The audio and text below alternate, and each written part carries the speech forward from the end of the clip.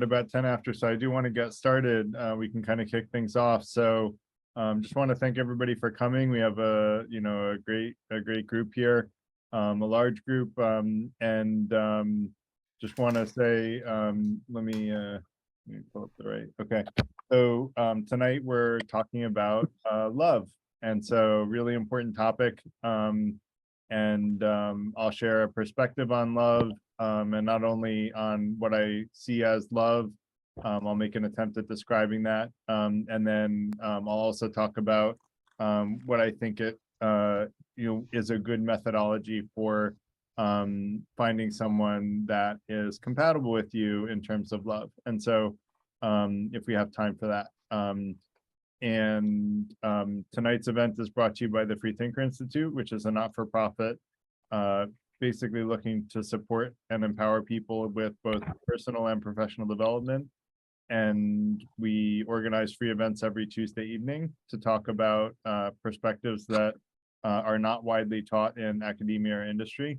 And we have a membership track for people interested in applying wisdom to their daily lives and trying to be a part of a tight-knit group of people focused on being the best version of ourselves, seeking truth and being fair. So if those sound like good things to strive for, feel free to get involved in the online community. And if you want to learn more about membership, there will be information there and you can ask me as well. Tonight's discussion is going to be sort of a lecture and then discussion. And so I'll present a perspective on the things that I mentioned. And then, and I have 3 monitors, so I'm looking in all different directions. So apologies for that. I'm going to basically present a perspective, and then people are welcome to ask clarifying questions as I present. Just raise your hand, and then I'll call on you as soon as I get to a breaking point. And then once, but try to limit to questions asking for clarification on the presentation based on people's requests in the past. They wanted to hear the perspective being presented first, and so we're going to start with that, but then we will open it up for open conversation, and we'll have some questions that we can ask to engage everybody, and and then we'll also just leave it up for people to come up with different perspectives and share their own perspectives on love. And so we want this to be very, sort of empowering and let everybody be able to share their opinions. So that said, a little bit about myself. My name's Garrett Lang. I'm a CTO, CPO part-time and entrepreneur part-time, which basically equals 80 to 100 hours a week of my life. And so my hobby is writing and discussing practical philosophy. I'm also the executive director of the Freethinker Institute in my spare time. That I can do in addition to my workaholic hours in my day jobs. And basically, rules-wise, we have only one real rule, and that is to be respectful or polite, depending on which one resonates more with you. Choose the one that fits best for you. And then we also want people to try to limit talk time to 3 minutes per person, and try to limit yourself to 1 question at a time when you raise your hand. And that way everybody will get a chance to ask their question. And if you have more than 1 question, just after you ask your question, lower your hand and raise it again, and then you can ask your next question in the next round. That was a great suggestion from someone at our last event, which we're incorporating. And so anyone that has other feedback about how we can make our events better, that's very welcome. A survey and Elizabeth, I think that you didn't, I think you meant to be on mute. And so, and Jeffrey, and also if you can help me mute, it would be great if people are off mute. And then, we will take a pause, about halfway through the event, or maybe a little more than that, to ask people who haven't spoken if they want to speak. And, we want to give everyone a chance to be able to voice their opinions. And with all that said, I'm going to go ahead and get started. Ellis has posted the essays that I've written on this subject. So people that want to some people are more visual learners like me, and some people are more audio learners, and whichever one you are, you can choose your method. And that said, let me share my screen. Can you see my screen now in the essay on love? Yeah, we can. All right, so I do think this is a very interesting topic. You know, I started off sort of reverently saying that, you know, poets, philosophers, kings, and emperors have all tried to describe love and capture the essence of it. And I'm going to make an attempt at doing that. And I don't know whether or not I'll succeed or not. You will each get to decide whether or not I have had any success, because I'm, you know, part of what the Freethinker Institute is about is teaching everyone to think for themselves and telling everyone that they should trust their own judgment before anyone else's judgment. We just want to help you hone your judgment and your critical thinking skills to be better capable of making better decisions for yourselves and the people you can influence.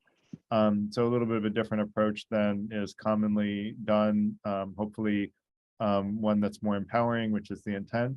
That said, I am going to try to make an attempt at describing what I see as love. I guess I hope that you'll find it useful. So that said, I'm talking about, you know, I mentioned that I'm talking about romantic love, but actually when I reread this, it actually is, you know, there are eight words for love in the Greek language, and one of them is called philia, which is love of friendship, which I learned about the 8 versions of Greek love from another person who lectures in the Freethinker Institute, Dr. Mehta, and I learned about it after I wrote this essay. But I think everything I describe here applies to, you know, friendship as well as romantic love. So, you know, you can kind of keep in mind both of those when you read this. But one is basically signs that I think describe true love are, one, you know, you want to make the person that you love happy, and you want to help them grow and prosper as a person. And the more that they do, the more that you love them, and that love continues to grow as you grow with each other. And I think feeling appreciated by someone who appreciates you as you are, including with your imperfections, is a part of love. You know, I like to say at my company, I don't hire perfect people because perfect people are just as flawed as the day they started thinking they were perfect. And in fact, they're more flawed than those of us who admit that we're flawed. So I only hire flawed people. I'm a flawed person, and I think we're all flawed. But I also think there's something to be said for striving to be a better version of ourselves, which is part of what the Freethinker Institute is about, is being the best version of ourselves. And so I think part of love is helping each other, you know, helping the person you love be a better version of themselves, loving them for where they are and accepting them from where they are, including their imperfections, but also helping them evolve and helping them become even better. You know, I don't think love is telling someone they're perfect how they are and they don't need to change ever again. And, you know, that's just, you know, not even being honest, and it's not helping them be a better version of themselves, which I'd argue is a really good thing to strive for. We did another session on the meaning of life, and I went so far as to say I think the meaning of life is to learn and grow and develop, and that's, you know, one of the meanings of life, not the only one, but one of the key ones. And that said, you know, love like this is really addictive, but not in an addiction like a bad way, but in a like the love grows sort of way, because you basically want to be with someone that helps you be a better version of yourself and accepts you for who you are on a regular basis. And I think it's important, though, that while love can, you know, true love can be addicting, it's important not to be disappointed when the person you love isn't with you, because we all want to have our own you know, independence.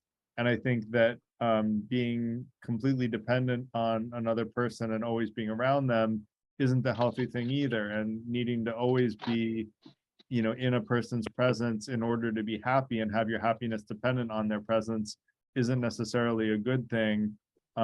Appreciating their presence and appreciating when you have it is great, but being dependent on it, I would argue, is not ideal. And so love will allow you to separate from the person you love and still be a happy person. And so I think there's a level of being able to be an independent person when in love. And so that I would say is important as well. I think love is basically, it comes, and it really, for me, like true love only comes when you know someone at their core. If you don't really know the core of what makes someone up, including their uncompromisables, which I'll talk about in the next essay, and you don't know what someone holds most dear, and love them because of, or but not in spite of the things that they hold most dear, then I would argue that's not exactly, you haven't arrived at the depth that is required for what I would call true love. Because in order to truly love someone, you really have to know who they are, or what is it that you love, a perspective of them that's necessarily an accurate reflection of who they are. Let me just put the sorry, there was some background noise, so I'm just going to try to put this up. So then the next thing is, true love is expressed by a desire to help someone grow and develop. I kind of touched on that already. And I also think that it's important not to confuse infatuation with true love. Infatuation can make you want to flatter someone and say that they're perfect, even when, we all know, hopefully, that no one is perfect. Infatuation may feel good if someone is infatuated with you, to be flattered, but really it's not helpful in the long term, and it's not sustainable generally, because there's not generally reciprocal infatuation. It's usually one directional. And even if it is, you're not growing together, and so it's not necessarily sustainable. So I would argue that loving someone for the core of who they are and helping them grow to be better, and having them help you grow to be better, is like a true is what I would describe as true love and mutual love. Now, one directional love is when, let's say, one soul, I'm going to name them arbitrarily Sally, sexes are just randomized, not specific, and then another person, Joe, Sally sees Joe and loves what they see, and that could develop from that could develop a sense of one directional love, and they may love that person because of and I guess basically the other person, Joe, may not reciprocate that love, and that could be for multiple reasons. Maybe Joe doesn't know what he wants, right? Joe may not even know what he's looking for in life, and a lot of us don't know what we're looking for in life. And part of what my next essay is about is helping people, give people some guidance about, if you don't know what you're looking for, here are some things to look for in a loving relationship. If Joe doesn't even know what he's looking for, he may not know whether or not Sally is what he's looking for, because he hasn't even decided what he's looking for in the first place. And so that can make love one directional, simply because of lack of knowledge. The other thing is, Joe may see Sally and not like what he sees enough to fall in love with her, but Sally may be infatuated with Joe and feel like she loves Joe, and that can result in one directional love. Now, there's another trait that's often confused in love, which is infatuation. Infatuation can be for a number of reasons: wealth, social status, someone being famous, excessive material things. They can all cause people to be infatuated. Chemical or pheromone attraction. Pheromones are chemicals like, I don't know if this has ever happened to any of you, but certain people, when you smell them, you're just immediately attracted to them. And that's like, pheromones is like a chemical response and a chemical compatibility with another person. It's a very real thing. It's scientifically studied. And these are like emotional responses that are often encapsulated in sparker chemistry, and called sparker chemistry. And then also people can have a great sexual experience with someone, which is very positive. Sometimes someone that they don't know very well, and they can feel like, well, I love this person because I had this great sexual experience with them. I would argue that those are actually examples of infatuation, not love. Because if you don't really know who someone is at their core, you can't, from my definition, and we can all have our own definitions. Anyone's welcome to come up with their own, and you can share them after I've presented. But for my definition, I don't consider like a relationship profound enough if you don't understand who someone is at their core to say that you really love them. That said, it's important not to confuse infatuation with love, because infatuation might keep one person addicted to the other. It might even keep both people addicted to each other, but you don't have the compatibility that I'm going to talk about in the next essay. One directional love can turn into two directional love if you educate the person that you love and help them get to know who you are. and help them understand you. And it turns out that, and help them get to know what they're looking for, right? That's a big part of, I mentioned that Joe may not know what he wants. Well, if Sally actually helps Joe figure out what he wants and does it in a way that is sort of helping Joe really figure out what he wants, not saying, Joe, you want me, although that might be the desirable outcome, but helping Joe figure out what he wants. And if it turns out that what Joe really wants is Sally, great. Now you've created two-directional love out of one-directional love. So it is, one-directional love is not an incurable problem. It's a fixable thing through communication if the two people are compatible with each other. And that's part of what the next essay talks about is compatibility. Now, I think there's a lot of what I would consider misunderstanding around unconditional love. A lot of people argue against unconditional love because they say, well, if you unconditionally love someone who turns into an axe murderer, how can you love that person because now they're an axe murderer? And so I guess there are really two answers to that. I'm going to answer my first take, which is what I had when I wrote this essay originally. And basically, for me, like, unconditional love doesn't necessarily mean loving someone regardless of anything they might possibly do in theory. What it is it's, and I'll give an example of that. Like, say someone, knowingly tortures you for fun, right? Like, you end up in this horrible situation and you've had this person torture you, like thinking that you're gonna love this person, when they've tortured you, in the sense of love, of romantic love. There is Stockholm syndrome and all that. Let's put that aside for a moment and just say, like, the genuine, honest, wholesome, love is unlikely to come from such a situation. But let's give another example. If you know someone so well at their core, and I'm giving below here the definition, is if you know someone so well at their core that you know that they have your best interests at heart and society's best interests at heart, and you know that they would never do something, like they would simply never do something that you would find so horrible that you would no longer love them, because you know them so well that you just can't even conceive of them doing something that would make you dislike that person or hate that person. Then for me, that's what I see as unconditional love.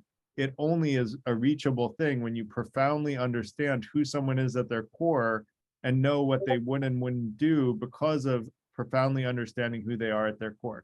Now, there's another form of love called agape, which is a Greek term for universal love and loving all sentient beings, or really, I think it might be for all humans, but I guess I feel a level of agape towards all sentient beings. And so that kind of love I do have towards everybody, including if someone tortured me, I would still have agape for them. At least I think I would, and I haven't been in that situation, luckily, but I would hypothetically think that I would. But that's not what I'm talking about in this essay on love. I'm talking about romantic love, and that's a little bit different. And so agape is unconditional love for other sentient beings and the journey that they're on in life and the evolution that they're going through, and sort of having a universal compassion for that. And so that's one other version of unconditional love. I think both are relevant, and one is more applicable to romantic love and one is more applicable to what's considered agape. So with that said, and I clarify what I'm giving here two definitions, but I think that's okay because I'm defining each one and giving the caveats around each one. So basically, that's really the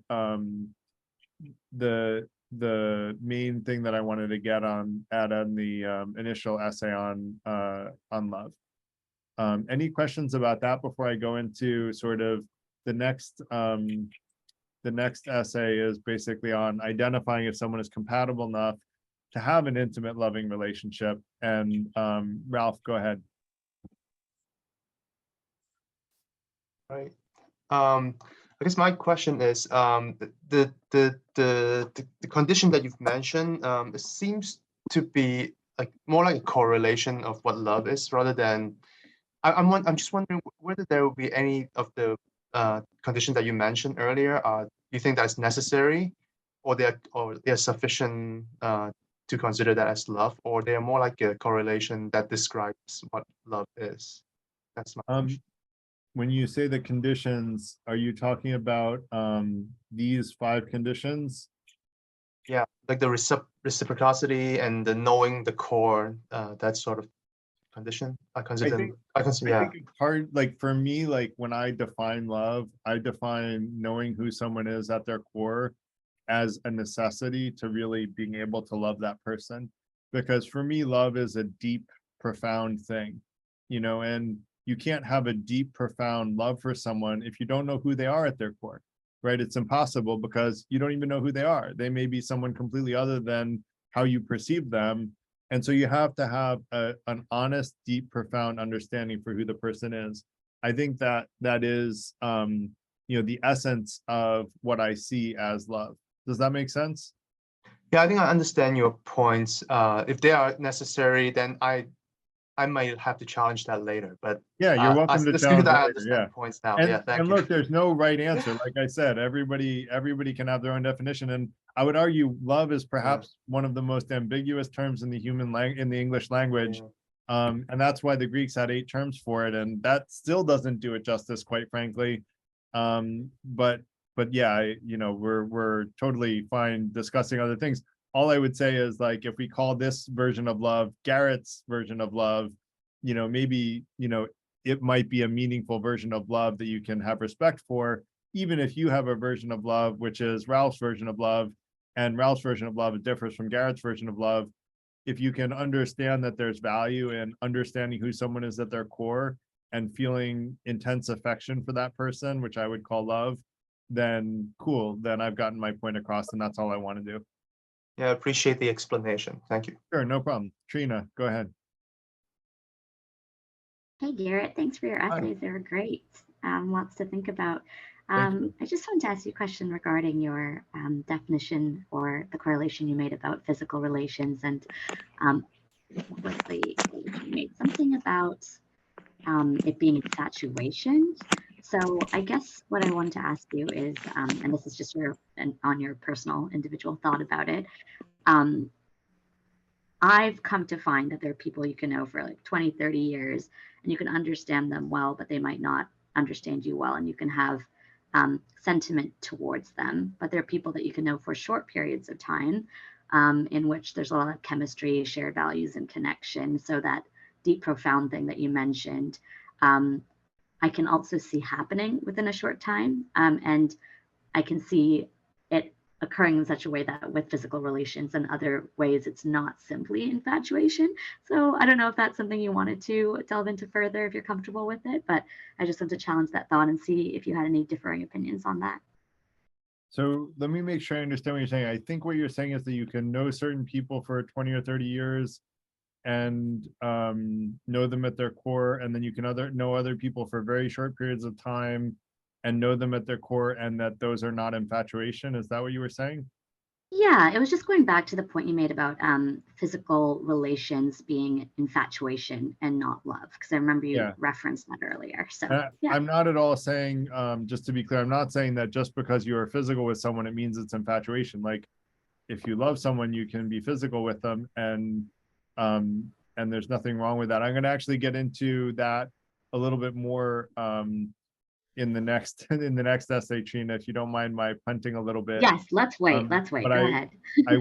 I will say, like, just to I hope address your concern. I'm not saying that being physical with someone means that it's infatuation, because we should be physical with people we love. I'm just saying no, also, I wasn't implying that. I was just wondering if you believed that within a short span of knowing somebody, such as even a physical relationship or otherwise being like an immediate thing, because I know you made a lot of references to knowing somebody really long to be a better sense of connection. So I guess that's the part I wanted to just clarify what you thought. Yeah, I didn't mean to say that it's a matter of time, because I've met people in short periods of time that I got to know much better than people I've known in long periods of time. So it's not about the number of years you've known someone or even the number of days you've known someone. I've gotten like incredibly deep, like, conversations with people in like an 8-hour time period where I got to know them profoundly well and felt like I had a very good knowledge of that person and who they were. Now there's still an aspect of like, well, if everything they said was true about them wasn't true about them, that you I learn see what you're as you get to know saying. someone over years, like you can catch someone for being dishonest over time more quickly, better than you can in a short period. So, but I Right. definitely have found that I've gotten to know people really well very quickly.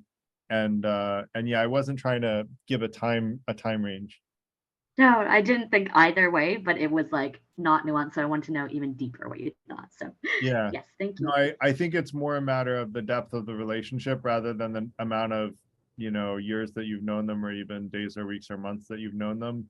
And you can get to Yeah, know people in a very profound way through open, yeah, honest communication and expressing vulnerability more quickly. And when you both are vulnerable with each other and show that you're trustworthy of that vulnerability, you can get to know someone really quickly. But it yeah, for requires sure. being vulnerable and being worthy of that vulnerability of the other person. Yeah, I like that. Four Thanks. stops is not very long. So Courtney, So my question is, do you think that you can ultimately know someone at their core? so Courtney, I think you can get to know someone if I think you can learn how trustworthy someone is based on whether or not what they say matches with what they do, and that over time, if you're good at aligning whether or not what someone says is aligned with what they do, you can learn whether or not they're trustworthy. And if someone is trustworthy and you believe what they say, then yes, I do think you can know someone at their core. Now, if you want to try to give an example of something in someone's core that I could never know, even with open, honest communication and knowing that that person was trustworthy, let's table that for later in the conversation. And I would welcome you, once we get to the open discussion format, to come up with a scenario where someone would have something core to them that someone else could not figure out. And I would try to play a game with you where you try to say what the person would, have at their core that no one else could figure out, even with open, honest communication and vulnerability and trust. And I'll try to make an argument that that someone could figure that out. And we can table that for later if that's okay. That's fine. Cool. Mark, do you want to go next? Yeah, so I didn't know so many people were going to raise their hands, but I was going to ask if I disagree with what you're saying so far, when do I put the counter arguments that I might have? Is it now or is it later on? Later on, if you don't mind, because I'm going to present the second essay, and then after the second essay, then I'll be done, and then we'll open it up for all kinds of counter arguments. Is that all right, Mark? Sure, yes, absolutely. Cool. Letitia. Hi, I just wanted to say for the infatuation part, of course, when you're starting off, you don't really know that it's infatuation, I guess, but maybe after when like maybe one person breaks up with the other one, then you start thinking about them. Maybe that's at that stage you probably feel like, well, I've never feel like it's infatuation, but I just wanted to say, like, as far as like a physical connection with them, if that's the most powerful and intense like moment that you've had, it kind of overpowers like the other experiences that you had that was not that bad. So your brain kind of remembers like that good moment because it's more powerful. Yeah, you're totally right, So, Letitia, and that's a great lead in into my next essay, which I'm going to give some very unconventional advice that probably few people will follow, but I highly recommend following for those that have the fortitude. I was trying to find the word. Ocean, do you want to go next? Yeah, I'm just curious. So I thought one of your definition of love is very interesting. You said that help other people to be the better person. Is that a right understanding? The best version of themselves. So just to help them grow and develop, basically. Okay, how about there are let's say millions and billions of 3-year-old, 4-year-old, 5-year-old, small kids, just dearly love their mommy, So, and I don't think those 3-year-old, 4-year-old, 5-year-old kids trying to better their mommy's life or try to understand who mommy is. They just simply love their mommies. Is Yeah. that a real love for you? So I guess when I started off, I mentioned that I was talking more about either romantic love, but also philia, which is love of a friend. I'm not actually talking about what in Greek would be, I don't know how to pronounce it, storage. If anyone knows how to pronounce the Greek, let me know. But that's like familial love, and I'm not actually trying to address that tonight. It's more about either romantic love, and that's mostly what I'm focused on is romantic love, but a little bit of friendship love, and I would argue the two are related, and I'm going to make that argument in just a minute. Does that make sense, Ocean? So I'm not trying to address like the love of a child for its So you haven't addressed this kind of love yet, yeah, right? Okay, no I haven't problem. addressed it And at all. it's Yeah. also interesting your definition of unconditional love. So in real life, not abstract philosophy, but in your life, do you have actually a man or best friend who you have an unconditional friendship or love with, or woman who you unconditionally love with? Yes. Okay, so let's say, okay, you had that last 10 years, but when you come home, let's say that your best friend you have unconditional love with is having sex with your wife, and it shocked the hell out of you.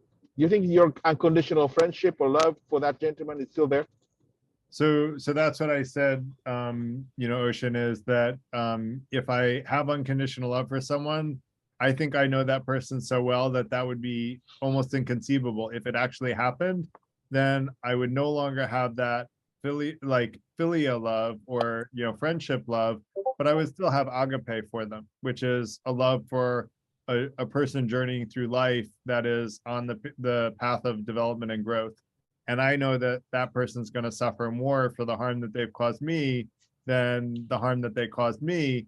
And I feel bad for them and compassion for them in that regard. Now, I'm not going to necessarily be their close friend anymore because that's just not the kind of person that I want to associate with. But the people that I feel unconditional love for, I feel I know well enough that they would never do that kind of thing. And so far I've been right about that, Ocean. But I do want to,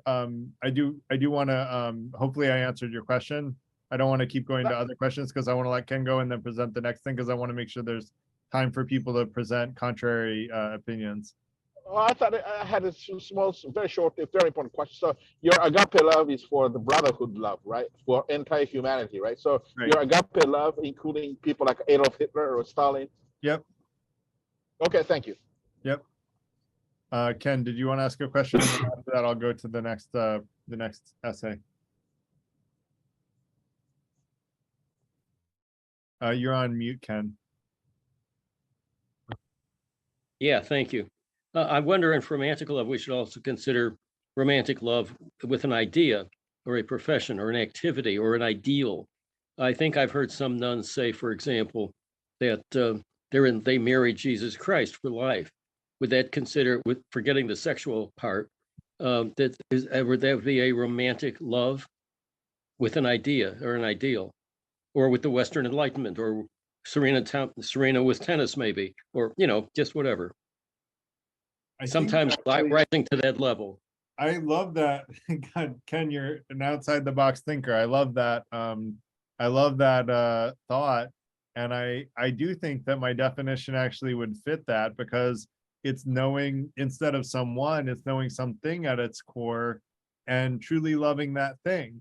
And if you say, well, Christ taught love and compassion, and I think Christ taught love and compassion, and I love love and compassion at its core, even though I'm not technically, I guess depending on who you ask of whether or not I'm Christian, but I'm probably not a traditional Christian if I am a Christian. Yeah, I think it applies very much to an idea and an ideal, as well as a romantic partner. Yeah, just a quickie. There was Yeah. a thin little book, and I can't find it anymore, by I think Eric Fromm from a long time ago, The Varieties of Love.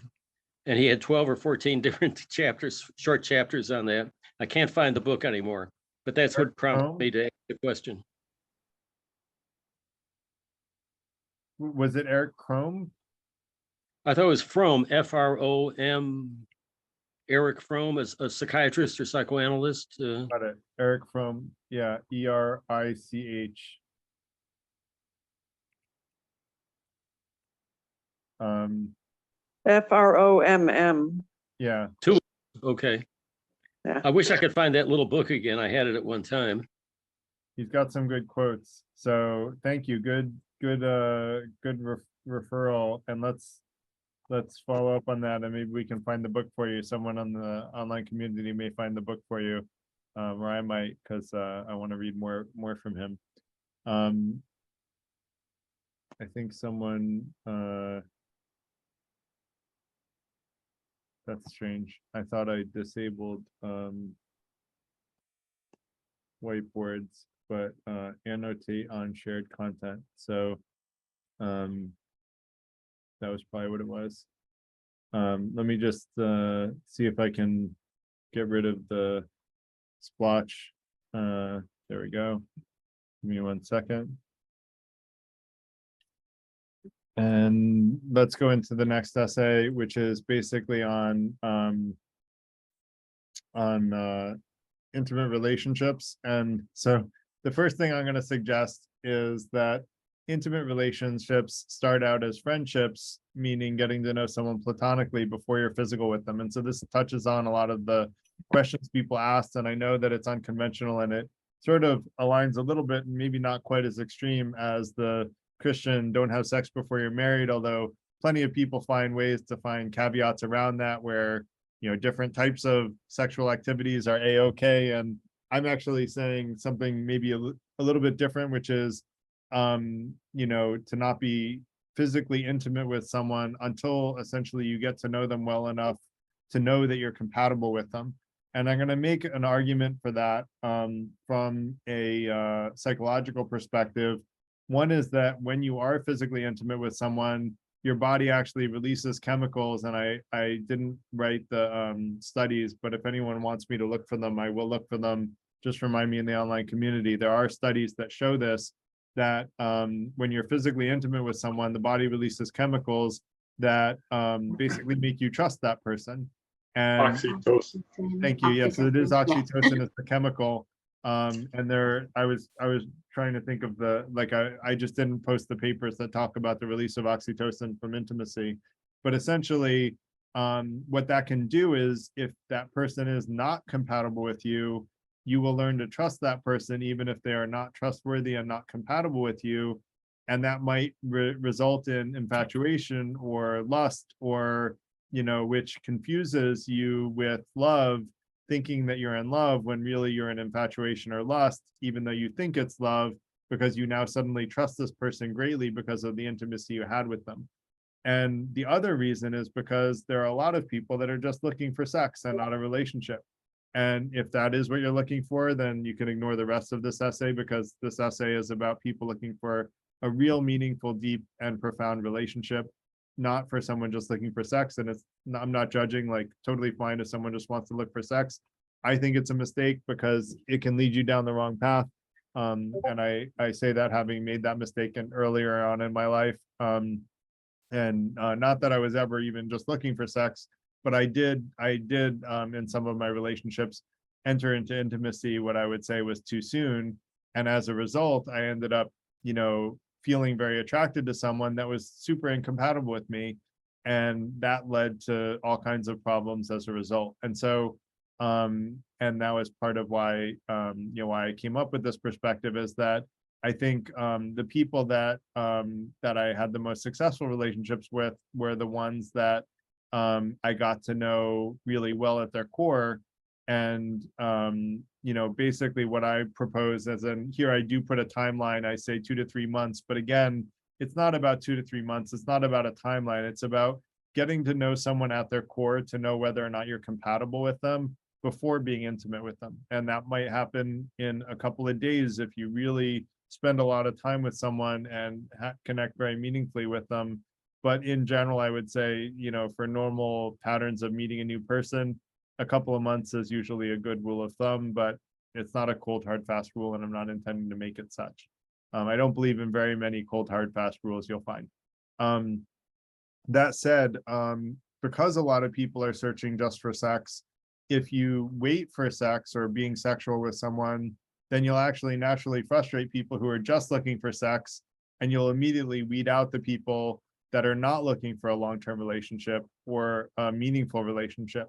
And I would argue that's actually a good thing if what you're looking for is a long-term, meaningful relationship, because they'll find someone that will give them intimacy sooner, and they'll move on to that person rather than waiting for someone that, you know, if so far you're getting to know that person shows promise, then someone who feels the same promise about you that you feel about them is most likely going to wait for you if things are going well, and they're not just looking for intimacy. But someone just looking for intimacy will move on, and so it's a good weed out process for people just looking for intimacy.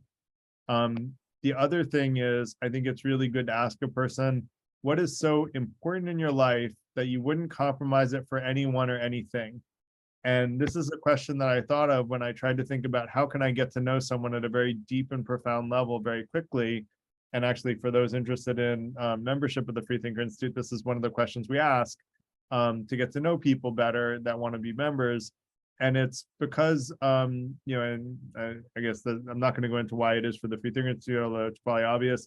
But in relationships, the idea is if someone says to you that something is uncompromisable for them, that you like, you know, just feel very strongly that you disagree with, and that you relate to something that, you know, like if they say, I really, you know, can't stand people who will tell me when I have something on my, you know, embarrass me in a party because they tell me I have something on my chin, right? Like that, you know, well, I'm the kind of person that I want someone to tell me that something is on my chin at a party because I don't want to be walking around with that thing on my chin, right? So so if they tell me that they're uncompromisable, I'm going to go, you know, like probably we're not so compatible. So the idea of uncompromisables is it tells you whether or not something that someone else would never compromise for any one thing, if you relate to that comment, then that's probably a bad sign that you're not really meant for each other, a bad sign that you're not, a sign that you're not compatible with each other. So you know, it can also work for friendships, and you know, in general, although it's most important in relationships that are going to be deep and profound, because and that you're going to spend a lot of time with someone, because that's when you run into those things. Because sometimes like you can have like a tennis partner, an activity partner, and never run into any of this stuff, but for people that you're going to spend a lot of time with and have a really deep relationship with, these things can be important. The other thing is I recommend measuring relationships in terms of 5 different areas, and then I'm going to have 2 bonus areas that I mentioned afterwards. One is intellectual, which is things about, you know, morals, values, like intellectual, pursuits, social sciences, traditional sciences, etc. The second is physical, like whether or not you're physically attracted to someone, and whether or not they find you attractive. Like all of these things go in both directions, right? So I'm just going to describe them in one direction. And then I do think that once you are intimate with someone, the physical becomes relevant. But I would argue that this is, physical intimacy is something that can be worked on over time, and with open, honest communication can get better. And so, that said, physical attraction, I'm not discounting the importance of it. It is relevant. And for some people, it might be their most important thing. And what I'm going to tell you at the end of these 5 things is that you should force rank prioritize which ones are the most important to the least important for you. And you're going to compare the person that you want to be with in terms of these different areas of compatibility. And what I would argue is if you have a strong compatibility with a partner in terms of your top, ideally top two, and then at least one other one, then that's a good sign for compatibility. And it's, again, that's not a cold, hard, fast rule. Like I said, I don't abide by cold, hard, fast rules, but I would say that you want at least, you know, one of your top items to be compatible and at least two, or that's dangerous territory in terms of compatibility. The third category is spiritual, religious, philosophical, and that, you know, that depending on who you are and what your beliefs are, you could be spiritual, you could be religious, you could be more philosophical, you know, not spiritual or religious, but whatever you are, like those beliefs, which are like, you know, intellectual is more about scientific beliefs, but spiritual, religious, philosophical is more about you know, thoughts around wisdom and right action and morality. I'm going to use the word, although a lot of people are religious to the word morality. All it means is right action and wrong action. It just means that there are certain things that you think are good to do and certain things that you think are bad to do. So it's not a magical term, although it's been you know, associated with religion for so long that a lot of people don't agree that about morality. So it's a loaded term, and I don't want to delve into that too much because it's a topic for a whole nother night. And we will have I'll try to make an argument for non-religiously based morals, but another night, but not for tonight. The next one is number 4 is life path. Do you want kids? If so, how many? Do you want to live in the city or the country? What country do you want to live in? Do you want a life in the public eye or a private life? Do you want to spend time mostly with your partner? Do you want to have lots of friends in common? Do you want to have lots of your own friends? You know, these are all sort of life path direction questions that, you know, depending on how important this subject is for you, should weigh into your compatibility with a prospective partner. The next is emotional. You know, how emotionally compatible are you with the person that you're thinking of wanting to be with? Are they attentive to your emotions? And are they, you know, if you're sensitive, it's important to have someone that's attentive to your emotions. You know, do they let you vent? Are they a good listener? You know, these are sort of emotional compatibility things that you can decide for yourself how important this is in your list of 5 things. And then you can decide how well this other person is compatible with you in terms of those 5 things. And I wish I had you know, these 5 things in mind, you know, when I was in my 20s. I didn't know what I was looking for. And then when I reflected back, you know, in my 30s on all of my relationships, I said, these are the 5 things that I was after in my relationships. And when I looked at the good ones and the bad ones, you know, I looked at things in terms of compatibility in these areas. And so I find these really useful categories to think about compatibility in terms of, and I think everybody has different ones that are more important to them or less important to them. And so each person should force rank prioritize these and then say, like, how compatible is this other person with me? And it's not it's not a cold, hard, fast rule. It's an area of sort of an area where you can sort of judge how compatible someone is with you. The next thing that I look at, and I did this with my wife when we were dating, is values prioritization. And you look at the values that are must have, nice to have, and that you dislike. And there are values that that you can dislike. You know, like I forget some of the ones that I put in my value sheet. But basically you want to look at must have, nice to have, and values that are, you know, you don't align with. And then you do the same thing for your partner, and then you look in terms of compatibility of whether or not you have compatible values with each other.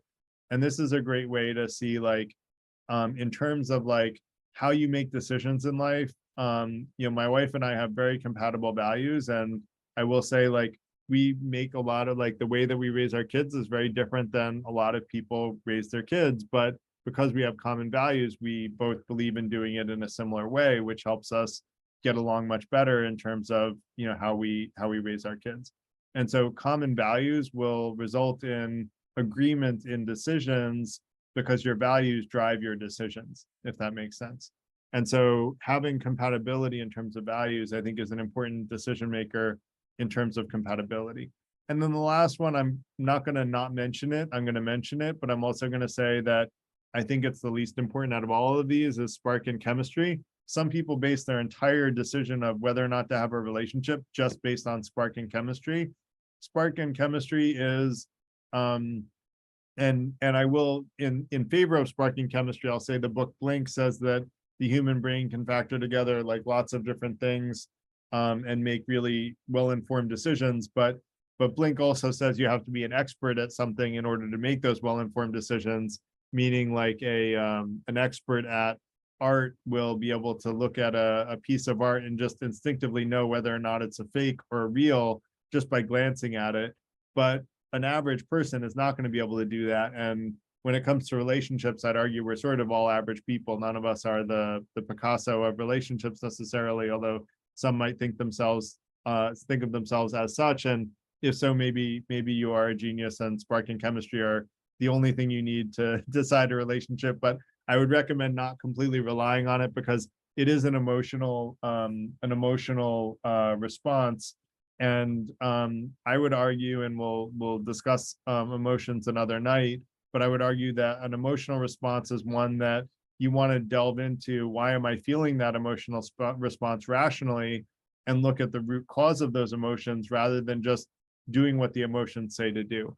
If the emotions attract you to this person, I think it's good to understand why do they attract you and look in terms of the other forms of compatibility that I mentioned, rather than simply go with your gut. Although I am a big believer in following your gut, I don't think, I think that a combination of reason and gut is going to steer you better than simply following gut without any attention to logic and reason. So that said, this was an article that I put in here. I really like this. It was this article about 5 qualities you need in a partner.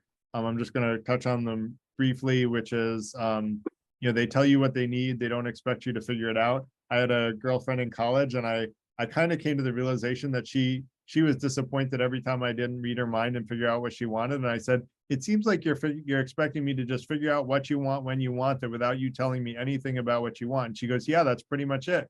And I said, like, I just don't think we're right for each other. You're a nice girl, you're very pretty, but like, don't think we're right for each other. And so I moved on. And I do think that open, honest communication is important. So I like that one, resonated with me at an early age.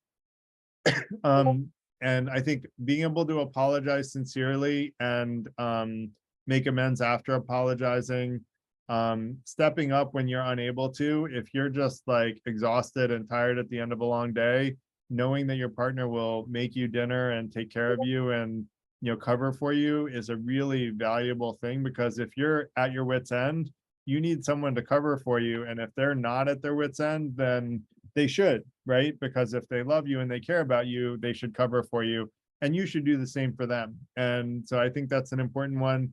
And then showing that they appreciate you. I think we all want to be appreciated.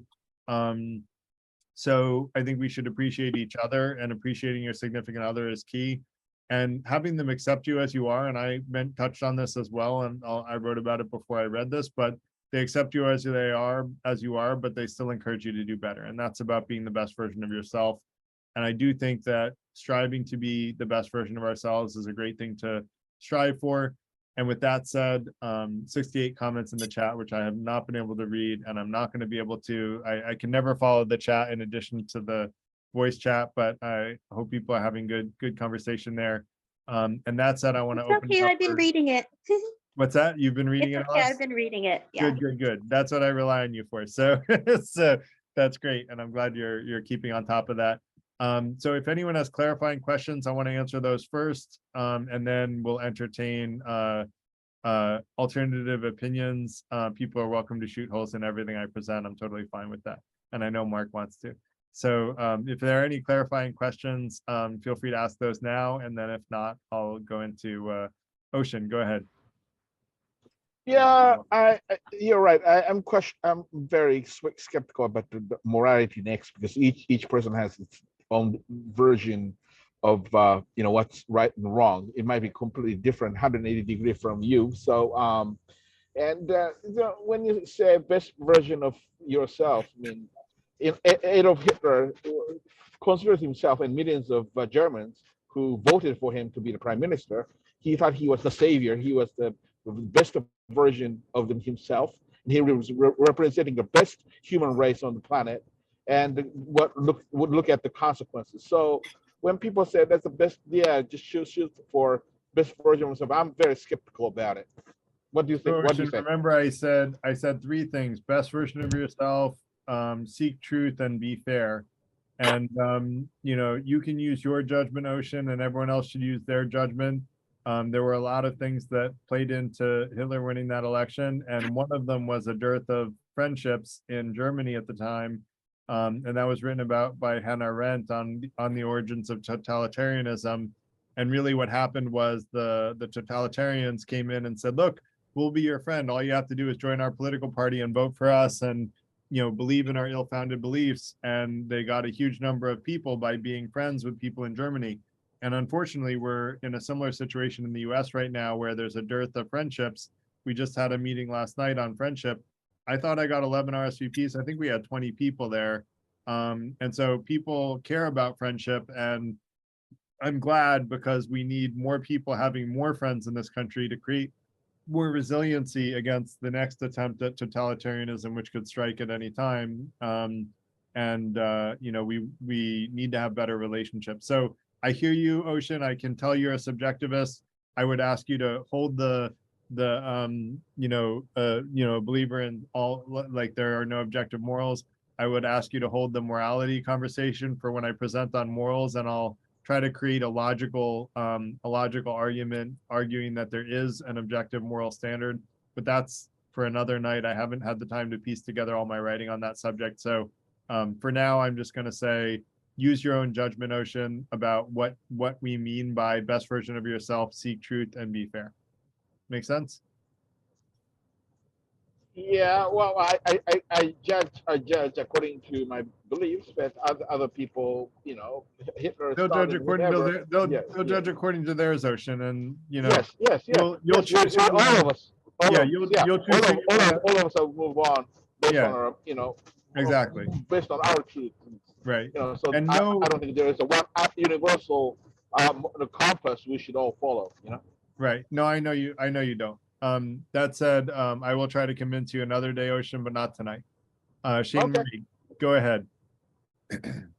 Yes, I apologize. I'm still kind of working through this. So what I'm hearing is the notion of compatibility. I'm 2 decades into a relationship that I'm very appreciative of, but it's not perfect and ideal. And I would just ask that if you could maybe share some insight on how you navigate a relationship that's like, if you were looking at it from a compatibility perspective and you were weighing in prior to entering it, like you would choose for different things, but yet there's certainly obviously wonderful things about it because it stands the test of time, if you will.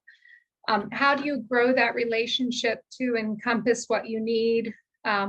Maybe it's not from the person, maybe it's from outside. If you have any insight on that, I would really appreciate it. Thank you. Sure. So, sorry, I'm drinking water. Give me 1 second. I swallowed wrong.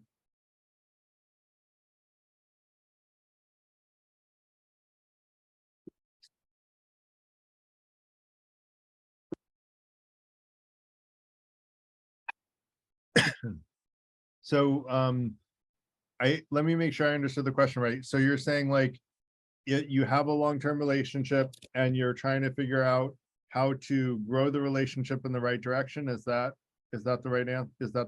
Am I hearing that right?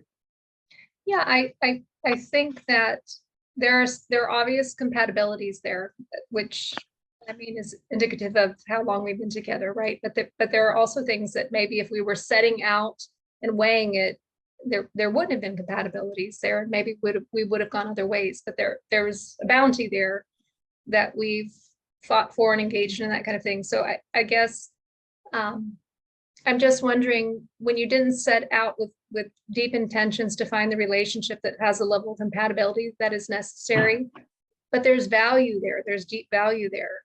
How do you navigate that, and how do you stay within something that has value, but yet the compatibilities aren't perfect? I don't mean perfect, but that there are things that are lacking, but yet there are things that are good.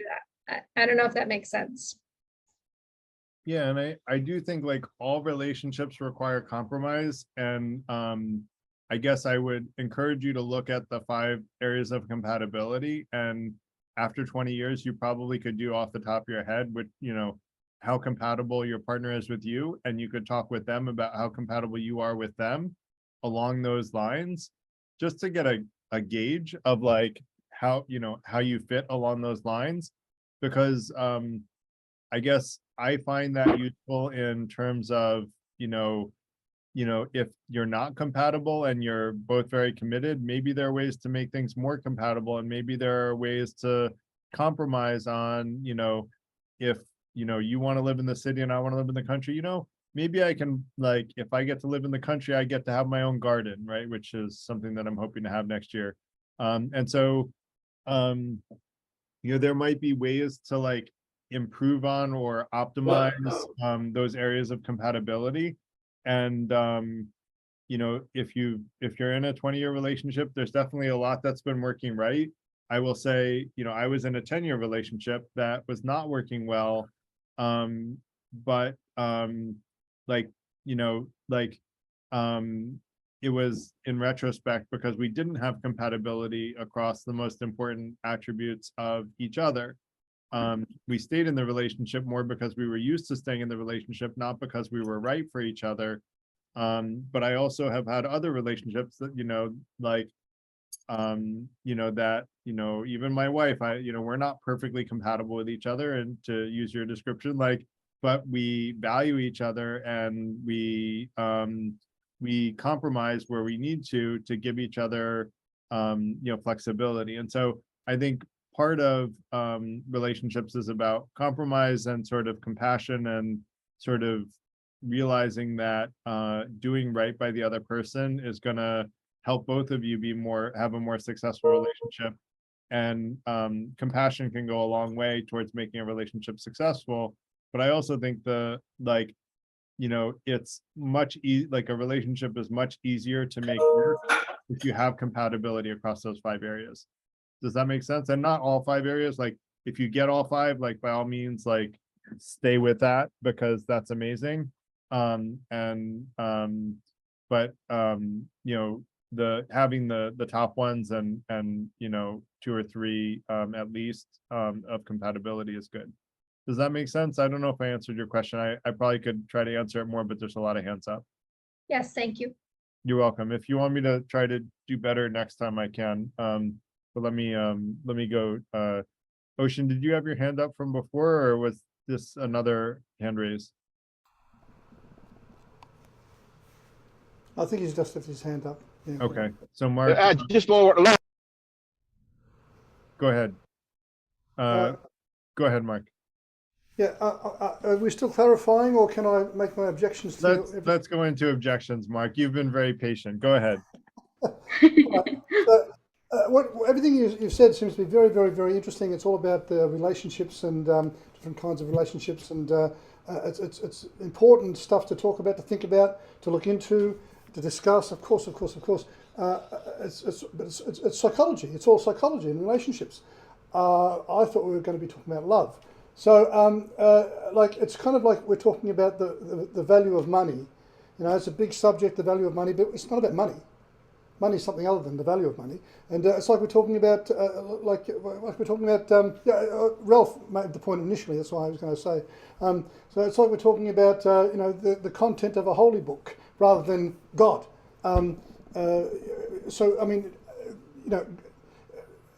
I had a couple other examples too, like the brightness of light rather than the light, and numbers and mathematics rather than the things that they measure in the physical world. So to me, the interphilosophical curiosity about the subject of love is, what is love, if it can be anything at all, independently of relationships. If you take people out of the universe, is there still God? Is there still mathematics? Is there still love?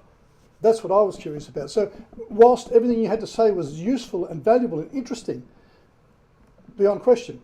From a psychological perspective, yes, and from a practical perspective, and interesting to people and worth talking about. I didn't see it as a philosophical issue at all, because we're not looking into what the ethereal, mysterious, spiritual aspect of what love could be in and of itself. And that's what I wanted to say in contrast to what you have presented. Got it. Do you want to present your perspective on love, Mark? No, there's too many hands up. Okay. Well, if you want to do it later, you can put your hand up again. I would love to hear it. Love to hear. I did really look at love from a perspective of two human beings, although what was his name? Ken had a great point that, you know, everything I wrote actually applies to love of a human being for an idea as well. So I think that, you know, that might get halfway to your abstraction, but maybe not as abstract as you were hoping for. Sorry for that. That said, let's go to Courtney. So I do have some disagreements. So when you say to know someone to their core belief, I don't think that it's possible to do that. That's my own personal opinion. I think that the only thing that you can really do is if you love a person, you can, like you said, you know, in your essay, you can accept the good with the bad, and you set up your boundaries, you know, and not break your uncompromisable values and things like that. But I don't think love is really constrained to a formula or a method that you can use to say that this is love. Like, I've had relationships that were very quick and fleeting, and I've had relationships which have been very long term. And, you know, some of them were bad, some of them were good, but I think they all contributed to my notion of love and like how I feel about love today, right? And I don't think that my notion of love is invalid. So I think it's kind of like what Mark was saying. You went through a procedural. We really didn't discuss like love. I don't think we really discussed like what love is. I don't know if people can actually discuss what love is. I don't know if you can nail it down like that.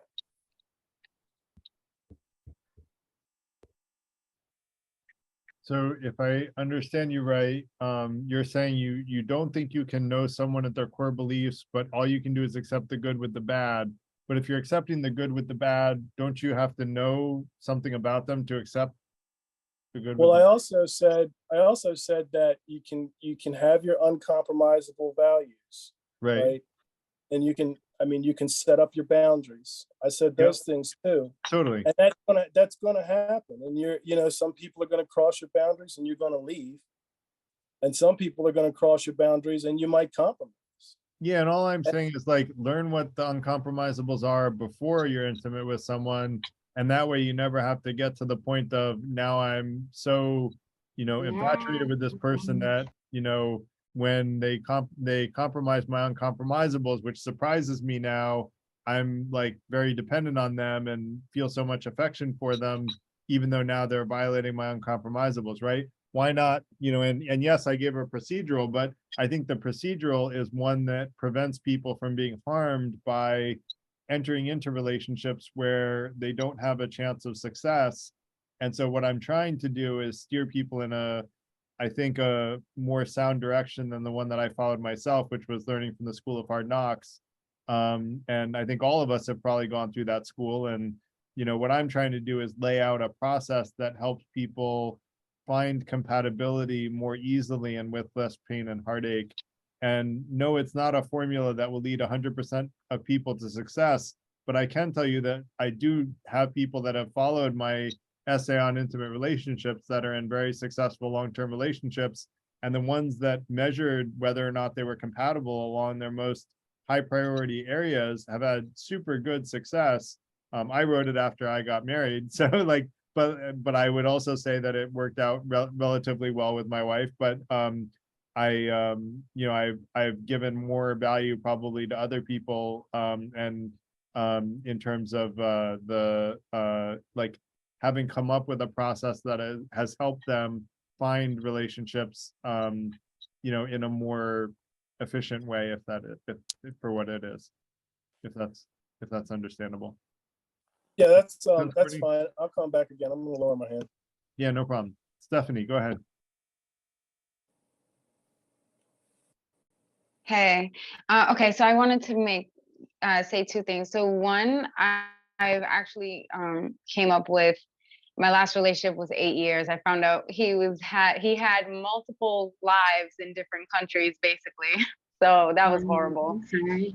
Sorry to hear that. So I had to kind of figure out love all over again because I was raised by my great grandmother, born in 1905. So her definition of love that she taught me was completely different from the way people kind of view it now. Before, it was like you pick someone that you feel is good and you stick it through.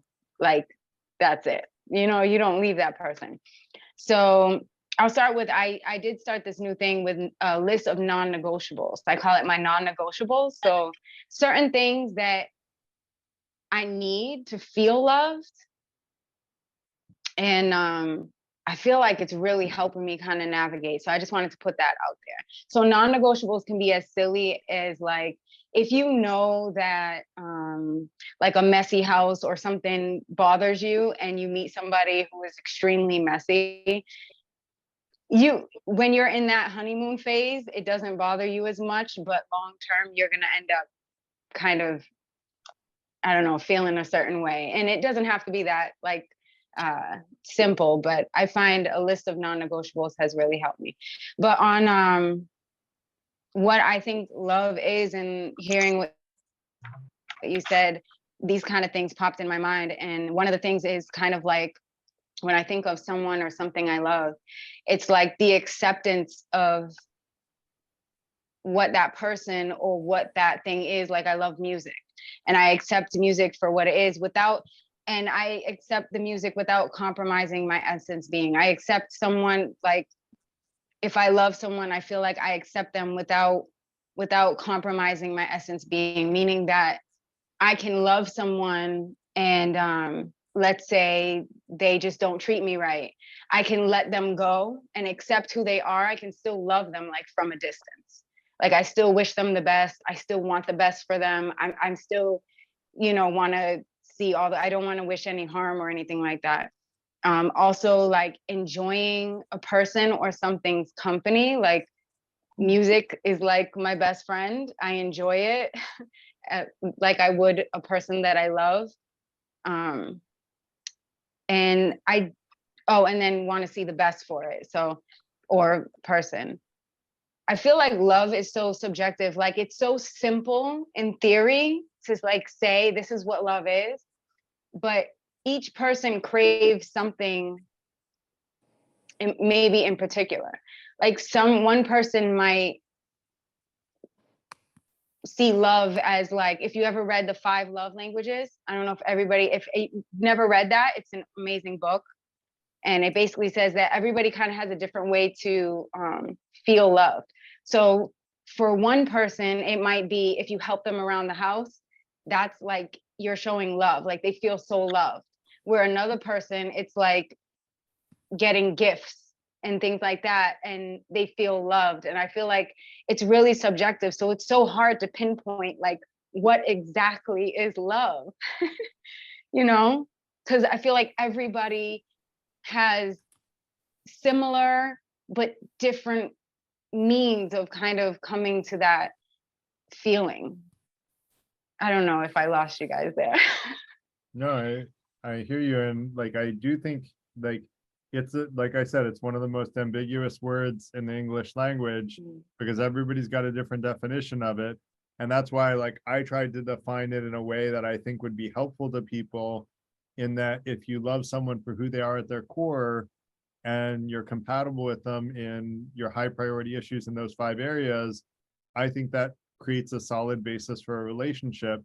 And if you're not uncompatible and you're uncompromisable, which is what you were talking about, you used the example of a messy house, but like I would keep it to things that are more like really like things that you can't compromise on, right? Like, someone can work hard at like, if you absolutely are head over heels for someone, you're gonna, I hate to clean, but when my wife really wants me to clean, I clean, right? Like I do. And I keep everything clean. I don't make a mess, but I don't like to proactively go out and clean stuff. But I will do it for her because I know that it's important to her.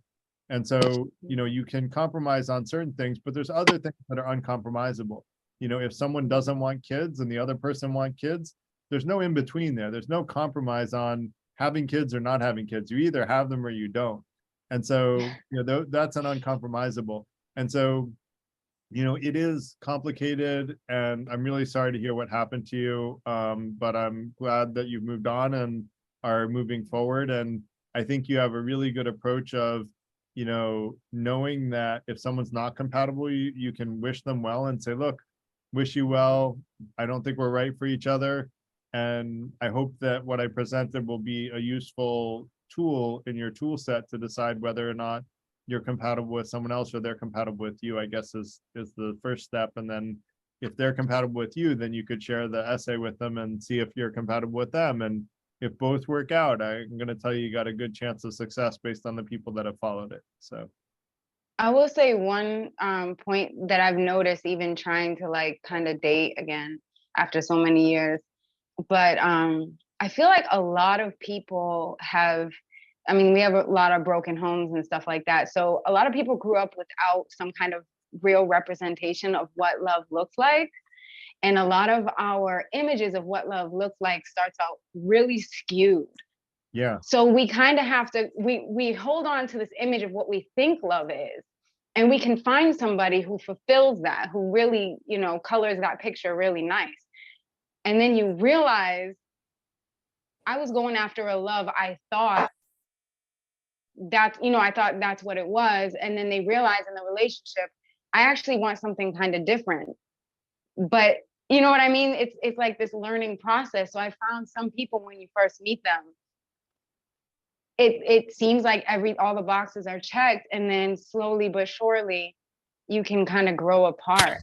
So that's confusing. I think that really complicates trying to get everything down, because whereas somebody can check all those boxes, I've met people in their 50s who are still discovering figuring out what they really need and what they really want from a relationship, any relationship, really. Yeah, and I think you really hit the nail on the head that a lot of us didn't grow up with like a clear picture of what love is. And I think that's because the word is so ambiguous, and like because it's so ambiguous, like we don't always have a clear model of what real love is like. And you know, and that makes it very complicated, and there isn't a good agreement on the definition of love even societally. So you know, that's why it is, you know, very controversial territory. That said, I want to let Arlena go. Thank you, Stephanie. Great comments. And again, I wish you well. Hope to stay in touch in the online community. And I hope that what I presented is useful in some way. Thank you for listening. Sure. Arlena, go ahead.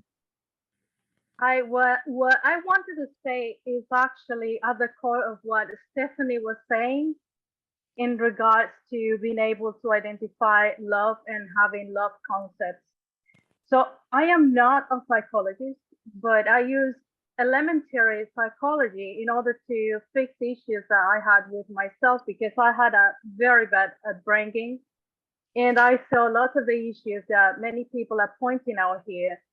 It would be very helpful for most people to check out something which is called by psychologists as attachment theory. Okay, attachment theory is just very basic psychology and describes the foundations of who we are emotionally. And it explains that based on the different types of upbringing that people had, they develop different emotional selves, and they react differently, and they prioritize differently. And so if we read about it, if we learn about what that means, we analyze ourselves. And I do agree with some of you that say that self-knowledge is very important. It's actually one of the most important things in life. Do self-introspection to be able to understand who we are, what our values are, and why we have these values. Then if we analyze ourselves from that perspective, we might understand what type of attachment style we have. And this is mostly for romantic relationships, but it can be applied to working relationships, to friendships, etc. I believe this is a very core aspect of the human being that applies throughout life, although it's mostly used when it comes to dating and romantic relationships. So if we're able to analyze ourselves and understand the type of attachment we have, we would know and we would be able to identify a suitable partner. We would know whether that partner, whether it's really, really attractive to us at the beginning, at first sight, or not, it's not attractive at all. We would know basically whether that partner has potential or not. And we would be doing so in a very educated manner. I do think that all the attachment styles can be fixed, can be worked out, they can be made compatible with each other. But what is important is that each one of us actually understands how to work with those. And I think that one of the major problems that we have in the dating pool today is that the ignorance about this topic. You can work with anyone as long as they know what's their attachment style and they're willing to work with you. But you have to know what are the issues that relate to these attachment styles. And just briefly, because I don't want to spoil it or mess it up, because I'm not a psychologist, but there is the avoidance style, there is the distant avoidance or evasive avoidance. They have other different styles. There is the fearful avoidant or anxious avoidance. There is the anxious style and there is the secure style. And basically has to do with their upbringing. How were you raised? What kind of care you received when you were a kid? That is ingrained in the core of who you are. It's very instinctive. You don't think about it, but you can get rid of it just like that by finding a suitable partner. And you have to know which styles would be automatically suitable with you with yours. So by finding a suitable partner, you can work out a relationship. Really, it will work out because that's where compatibility relies. It doesn't rely in physicality, in merely cultural values. A lot of the values and things that people think as really core values are actually values learned from their parents, from the culture, the society they live in, and they're not actually their own self, their own core values. They're actually learned. So lots of those values could be changed in order to make space for different values that are compatible with a real good match.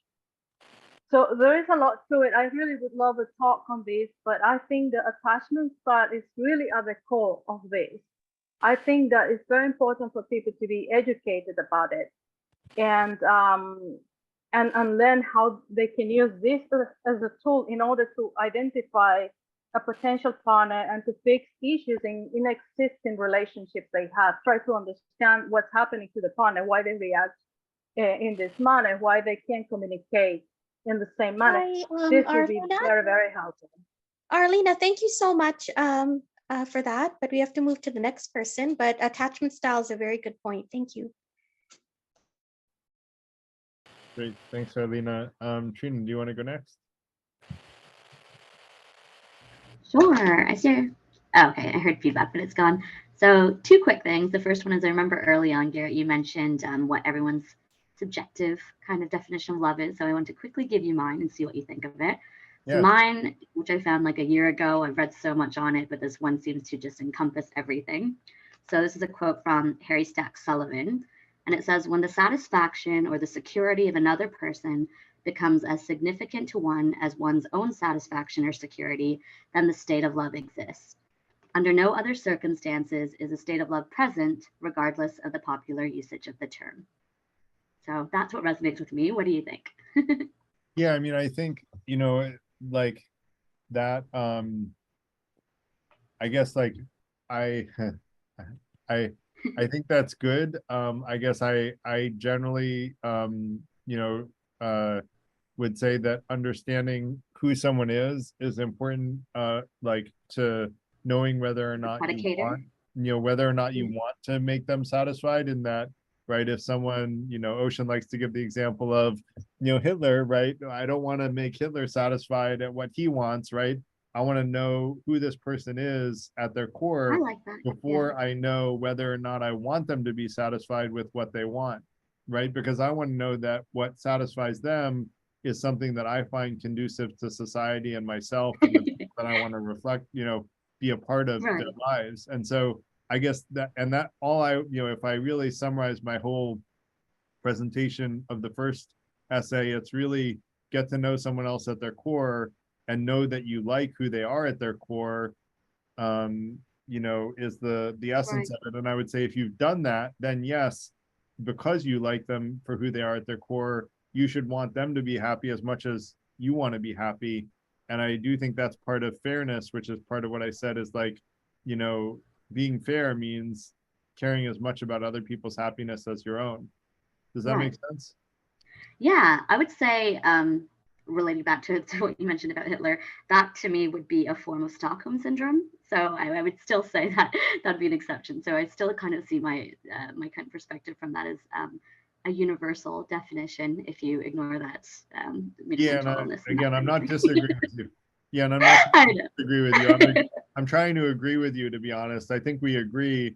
I just have a slight caveat. You're just adding nuances to it, which I also agree with. Exactly. I'm adding a nuance that creates a safety gauge that handles the objections that Ocean will come up with. Right. Oh, I see what you're doing. Okay. Yeah. No qualms there. Sorry, I was just trying to remember my question. Yeah. So that was the definition of love. My question is going back to what you mentioned about the girlfriend that didn't speak to what her needs were. And you said it was incompatible due to the fact that she didn't express it. So my question to you is, ENTJs in general are pretty good at creating, strategic criteria for all sorts of things. So what I want to know from you personally is, do you have any sense of what type of criteria there would be to intangible forms of chemistry and connection, right? So like people can speak out things to say what they need and want, but I do believe there is an element in love and connection that isn't as tangible. So this is a bit abstract, but I'm wondering if you could come up with any criteria there. Yeah, so by the way, I was an extreme I when I dated that girl, and we only dated for 2 weeks before I figured out she wanted me to be a mind reader, and I just wasn't. So yes. So but I guess my attempt at the 5 areas of compatibility, like intellectual, emotional, spiritual, physical, and life path, is an effort at taking intangible values, because all of those are somewhat intangible, right? They're a little fuzzy, right? But they're tangible enough that you can make a decision about them, which is intentional, but they are a little bit intangible. And I would argue that if you take an intangible thing like spark and chemistry, and you really dig deeply as to like what is making you be it's grounded in empirical. What's that? I was going to say, is it grounded in empirical, tangible? When you dissect it? Yeah. And I am a true believer that emotions are best dealt with by, yes, acknowledging them and yes, feeling them, but also understanding what's at the root cause of those emotions. And that, we'll do another session on emotions where I'll try to make this argument more soundly. But I ultimately think that understanding like what's at the root cause of an emotion is the best way to understand how to cultivate positive emotions and how to prevent negative emotions from coming about. And so I would argue that when it comes to spark and chemistry, you need to like look for the logical root causes of why you feel attracted or unattracted to this person, and see whether or not they hold water. And not all of them will. Emotions are not always right, and I gave an example of that at one of our prior meetups. But yeah, emotions are not always right. Emotional reactions are, quite frankly, like more often wrong, in my opinion, than right. And that's why I very much. With that? I said, of course, because you're a TJ. I would argue otherwise, but yes, go ahead. Look, I actually sometimes test out as an F. Like I really do care a lot about other people, and that's why I test out as an F. I do think at my core I'm a very strong T. I'm very logically oriented, but I care deeply about other people. But I would argue that like understanding what is the root cause of our emotions helps us better cope with and cultivate positive emotions and avoid negative emotions. So and all I'm not saying to ignore emotions, but go ahead. Thanks, Garrett. Yeah, no problem. I just wanted to pass the gondola to someone else. Yeah, let's go, David. Hi, it's Ellis. Go ahead, Ellis. Okay, yes, I just wanted to say, It's already almost 8:45. Yeah. So we like to end at about 9. So we thank everyone for being so patient and having their hand up. If anybody wants to speak, they should put up their hand now. And we're just going to go through more comments a bit quicker now. I think Victoria wanted to go to sleep soon, or so I don't know if she wanted to say a comment before going. Yeah, actually, and Victoria hasn't spoken. So if for those that have already spoken, if you don't mind, if we jump people ahead of the line, because we're now like in the latter portion of the session, let's let Victoria go, and then Victoria, Liz, and Darlene. Yeah, I was just gonna say, yeah, I know what you mean about having values and the same values or similar values, but I feel that people put on a good show when you meet them. So you think, oh, they're the one, you know, because many years ago, I wanted kids. And this guy, he was older than me and he already had 2 kids. And he claimed he wanted kids. And 2 years down the road, he said he actually really didn't want kids, you know. Did not want kids. Right. Yeah. So, you know, people, they really put on a good show. You think they have the same values, but, you know, they're good at lying to you. That's the problem, you know. I found that a lot too. Or you find that somebody's really sweet in the beginning and then they get very abusive later on. So you just never know. It's hard to tell. And that's Victoria, why we talked earlier about like how quickly can you get to know someone at their core. You can get to know someone at their core very quickly if they're really honest, but you really only know if they're honest over the long term, you know. And so I hear you and I agree with you. And I would argue, you know, like I like the Reagan has attributed this saying, but it actually is an old Russian saying, which is trust but verify. And yeah, sure, trust people, but verify what they're saying is actually true, because some people are dishonest, and unfortunately it's more than we would like. And so you kind of have to check whether or not what people, like even the small things, like if people are dishonest about small things, they might be dishonest about big things too, like about whether or not they want to have kids. So, you know, it's important to check whether or not people are being honest with you. So I hear you, Victoria. Yeah, I had some bad experiences along the way, unfortunately. So I'm sorry yeah. to hear that. Thanks. Okay, So, that's it. Yeah. Great. If you guys don't mind that have your hands up that have already spoken, I'm just going to ask a couple of people that have not spoken to go first. So Liz, I don't think you've spoken yet. So do you want to go next? Sure. Hi. Yeah, thank you for a great presentation tonight. Lots of things to unpack. I think one of the things that stands out to me also is finding compatibilities is such a powerful thing to do, such a great process. I think another part of it, you know, you opened this session saying that, you know, we're not striving to be perfect. We can't, you know, we're human. We have certain values, but sometimes we fall short of our values.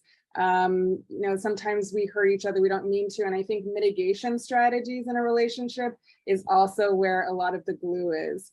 You know, it's like when these moments where, you know, we maybe even started compatible, but evolved over time, really having a healthy system of checks and balances. And, you know, what are we doing when we aren't aligned? You know, are we blaming? Are we shaming? Are we solving? You know, how are we going about value realignment when we disalign, even if, you know, perhaps at the beginning we thought we were, you know, clear and in the same vein, or, you know, life changes, right? Our perspectives evolve over time. So especially for like long-term relationships, having a really healthy process of continually checking in on those values and making sure that we're being honest with ourselves as we're evolving as people over time. Yeah, and just to be clear, Liz, I wasn't meaning to say not to strive to be perfect. I think we should strive to be perfect. I think we need to accept that none of us are perfect. That was what I was going to say. So none of us are perfect. We should strive to be perfect. I think that's a great thing to strive for. I have a saying, which is keep your hopes high and your disappointment low. That's the only way to go. So yeah, keep your hopes high that you're going to be perfect someday, although you should accept that you're probably never going to get there in this life. Although I think we get many chances, and that said, that's another discussion for another day. David, I know you wanted to say something. I'll let you go, and then after you, I'm going to let Darlene go because she hasn't spoken yet tonight. No, I can't until like 5:52. What's that? I can't speak next. Put 2 or 3 people before me. Okay, no problem. We'll put more people before you. Oh, okay. Yeah.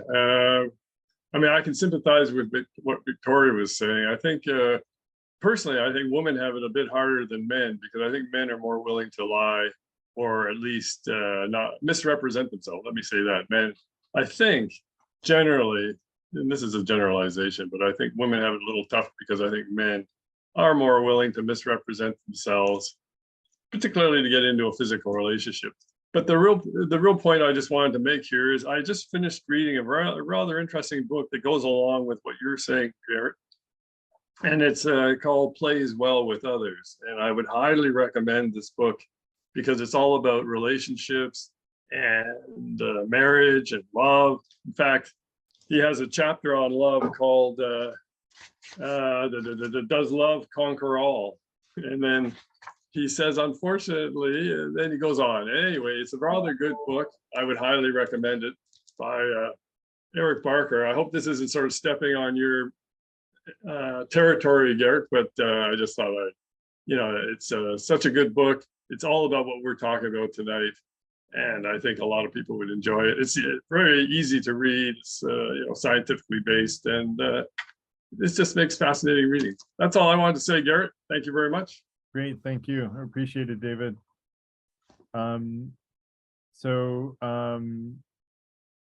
think the next person that hasn't spoken yet, that has their hand up was Brian. Brian, am I right that you haven't spoken yet?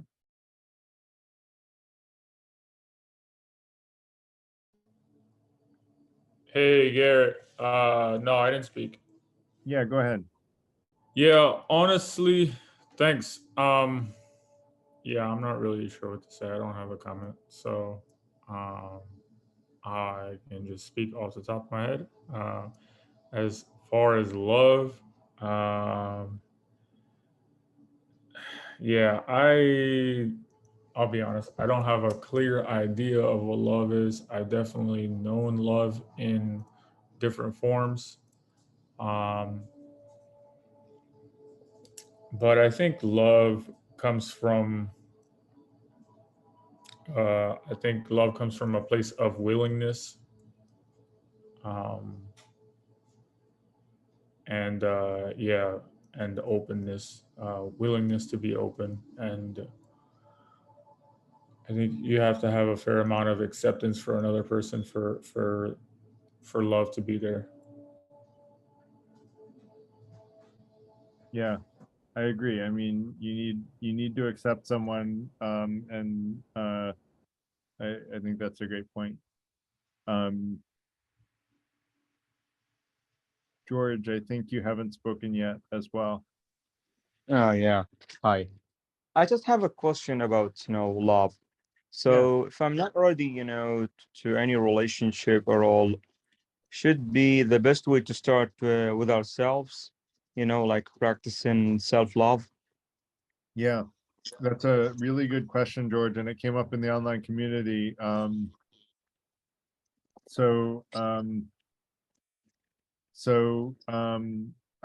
do think so. There's a lot of common wisdom that if you don't love yourself, you can't truly love another person. And I think this comes to the, like, to use a silly example, is like, in an airplane, they say put on your own gas, your own mask before you put on the mask of others. If you can't sustain yourself and care about yourself, how can you truly care about someone else in a way that describes love? And I think there's some truth to that. So we talked in the online community about, whether or not there's such a thing as too much self-love, because the definition of a narcissist is dictionary wise excessive self-love. And that gets into a whole nother conversation, which we probably don't have time for in 10 minutes. So I won't go into it, but I do think that you have good wisdom there that we should first love ourselves. But also sometimes, you know, in loving someone else, we can also find love for ourselves through someone else loving us. And so I do think that we should love ourselves and appreciate ourselves, especially, you know, and I did another presentation on self-worth. And basically what I argue is that if we're trying to seek truth and be the best version of ourselves and be fair, and we're trying hard to do that, we should like have good self-worth, which means self-love. And for me, that is what we should be striving to do. And that's also a part of what I describe as love for another person, is that we should be loving someone else in helping them achieve those things. And so for me, those are really goals in life to strive for both ourselves and others. Does that make sense, George? Yeah, thanks. Sure. So Ralph, I want to let you go. I think we covered the people that could talk. We'll let Darlene go when it's 9:55, if I can keep track. Right. I just want to make a comment on, you know, the approach of discussing the topic. I think many have already mentioned that we seem to be focusing on, you know, how to build a relationship at this point. But I do find that maybe the scope should be expanded a little bit for the sake of, you know, having a better understanding of the underlying concepts. Because I think in the practical sense, right, what bothers us mostly is when there are gray areas, right, where you feel a certain situation seems, you know, uncertain when you like the person, but you know the ideal doesn't match with, you know, all the good things that we've mentioned here today. But without really exploring these you know, so-called extreme cases, it's hard to really help people to make trade-off in an actual situation. I mean, all these you know, helping the person to be the best person they are, you know, making compromise. I mean, I think nobody doesn't, I mean, with all due respect, I think everyone knows these things already, right? It's whether, you know, how you do the actual trade-off that makes it practical, if you know what you know what I mean, right? That's how you actually make the judgment, make a wise judgment down the road. So I think, yeah, that would be one of the things that I think we should talk about. And also, I think I would like to comment on all these advice. I think they're not tested seriously, right? They might be coming from personal experience. They might be, you know, legit. They might be genuine, but in reality, if you want something to be to really treat them as like a useful information, you should be tested through like a statistical survey. And who knows, these things might sound right, just like when you fall in love, right? The person might feel right, so as these principles might sound right, but is it really truly, you know, beneficial in a general sense? You know, it's just the testing that actually will reveal this. Whether this is up to the test, right? So what I'm saying is, in the spirit of, you know, getting practical, I think mentioning these ideas is like the starting point, but to really look at the, you know, extreme cases might actually help people to make a better judgment when this gray area comes to them, because that's what real life is. Like, you know, all these, you know, personality traits. Yeah, is there any actual study that says matching personality traits actually has a more satisfying or more lasting relationship, right? I mean, we can also speak of these, but without looking at the actual, you know, study, it's really hard to be conclusive, and we only, you know, hearing what we want to hear in a discussion like this. So yeah, I haven't mentioned too much, but yeah, I think that would be all the point I want to make at this point. But I appreciate the discussion. I think it helps people to think a little bit. I think that's like a good first step. Yeah, and that's what we're trying to do, is help people think. The meeting was to discuss love, not to be the final discussion on love and the end all be all decision-making conversation on love. So we're just trying to give people good advice. And I think what you're saying, by saying that everyone knows, you know, that we should help each other be the best version of ourselves, seek truth, and be fair, is that it sounds very intuitive and it resonates with you and you agree with it. But I don't think that everybody, maybe not, but like, you know, you're saying that it's obvious to everyone, which makes me think you think those things, which would be great, but I don't think it is super obvious to everyone. As far as whether or not it's been tested, it hasn't been studied yet, but I do actually hope that as the Freethinker Institute, we can run a bunch of scientific experiments proving out the philosophy that we talk about in practice for people who follow them in a statistically significant way. So that is one of the goals of the organization. I am a scientist by background, computer scientist, but a scientist. And so, yeah, I do, and I'm, statistically trained from General Electric. I'm black belt trained, green belt certified. And so I'm a big believer in using statistics to prove things out. So that is definitely one of the goals, but we just, started our events late last year. And so we're in the early stages. But everything you're saying is near and dear to me, and are things that we want to strive to do, is to prove these things out, statistically speaking. Until then, we'll share good ideas with each other and use our own judgment to decide which ones to agree with, and the ones that we agree with we'll follow, and the ones that we don't we'll pass by. Will, you want to go next? Thank you. Thanks, Garrett. I was just going to say, I thought this would have been a good opportunity, excuse me, to explore what actually is love and can it be unconditional, but it seemed to get quickly sidetracked into what is a good relationship with a partner, with a romantic partner. So it quickly sort of went off on that track, which is understandable. But I find it's interesting if you consider what actually is love and can it be unconditional. When you look from the perspective of evolutionary psychology and that all our emotions have been selected for over millions of years of mammalian evolution. We share a common ancestor with the chimpanzees that emerged from the trees in Africa, in the Congo, about 6 million years ago, and all our emotions have been selected for. And what fascinates me is that emotions are born of hormones that are born of thoughts and perception. And a hormone is a chemical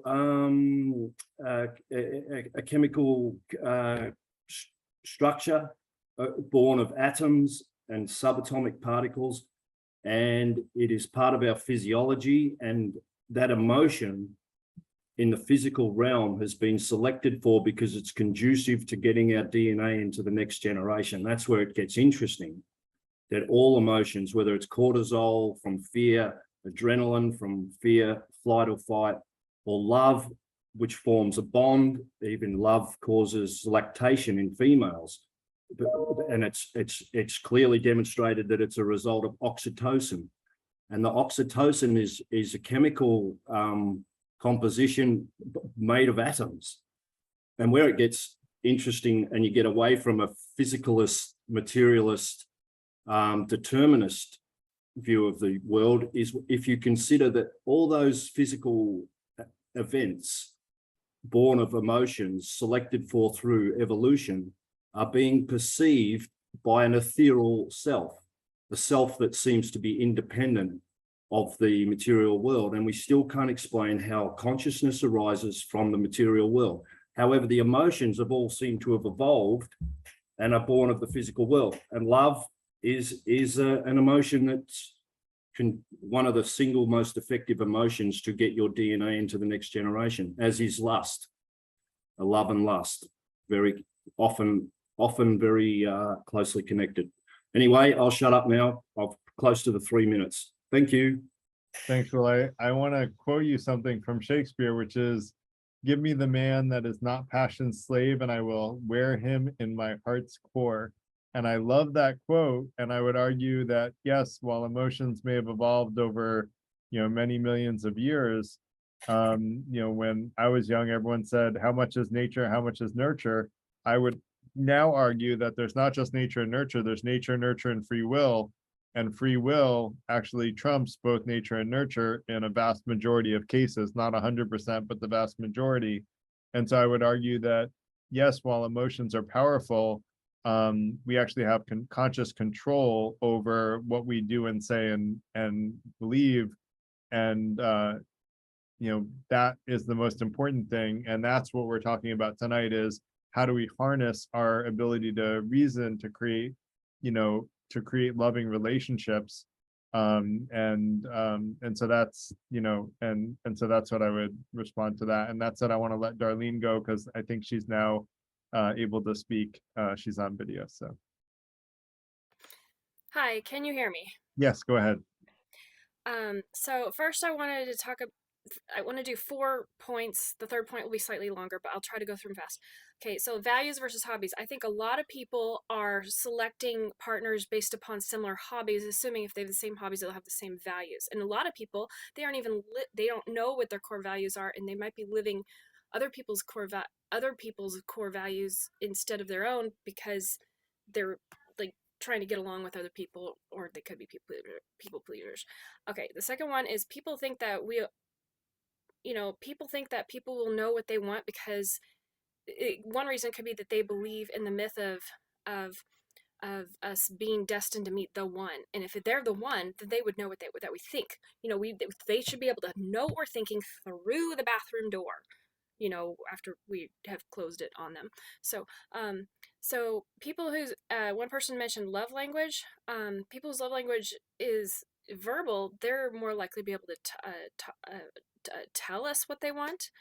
But if their love language is physical or something else, they might not tell us what we want. People who have a drama attachment style or fearful attachment style, they might not tell us exactly what they want. Or somebody might be a people pleaser. They might not tell us what we want because people pleasers basically accidentally, not purposely, but accidentally be inauthentic. They'll not be authentic because they want to go